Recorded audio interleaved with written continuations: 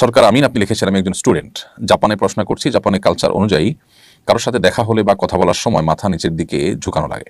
বিশেষ করে part time job করার সময় কাস্টমারের সাথে এভাবে কথা বলা বাধ্যতামূলক। মুসলিম হিসাবে আমাদের করণীয় কি? ভাই সরকার আমিন, প্রথম কথা হলো যে নবী করিম সাল্লাল্লাহু আলাইহি সাল্লাম থেকে সুস্পষ্টভাবে এই সম্পর্কে আমরা নির্দেশনা পাই। তিনি বলেছেন তোমরা সালাম দিবে কিন্তু মাথা নোয়াবে না। মাথা নোয়াতে তিনি নিষেধ করেছেন। এখন জাপানিজ এবং কোরিয়ানদের যে কালচার আছে, পৃথিবীর অনেক এলাকাতে আছে যে মানুষকে অভিবাদন জানাতে গেলে, শ্রদ্ধা জানাতে গিয়ে মাথা ঝুঁকিয়ে থাকেন। তো এইভাবে মাথা ঝুঁকানোকে মাকরুহ বলেছেন ওলামা ইকরাম। এর ফলে ঈমান চলে যাওয়া বা শিরক হয়ে যাওয়া বা বড় গুনাহ কাবিরা গুনাহ হওয়ার মতো কোনো ব্যাপার ঘটবে না, তবে একটি মাকরুহ বা অনুচিত একটি কাজ করা হবে।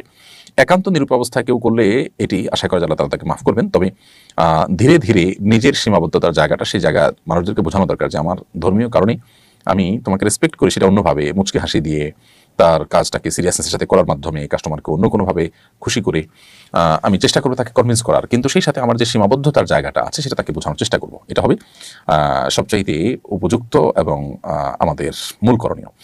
তার পাশাপাশি যদি এমন হয় যে আমি সেরকম একটা পরিবেশ পেতে সময় লাগবে, তাহলে আপাতত এটি আপনি করছেন, কিন্তু আপনি সেই সাথে এটাও জানেন যে হাদিসে এটি নিষেধ। তবে নিষেধাজ্ঞাটা হারাম বা শিরক পর্যায়ের না, এটা মাকরুহ পর্যায়ের।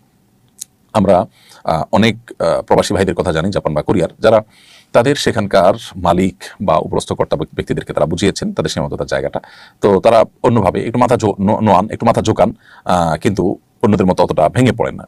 এর মাধ্যমে তারা বোঝানোর চেষ্টা করেন যে আমরা আসলে ধর্মীয় কারণে তোমাকে আমি এটা করতে পারছি না, কিন্তু শ্রদ্ধায় কোনো কমতি না, শ্রদ্ধা প্রকাশের সকল পন্থা আমি অবলম্বন করছি।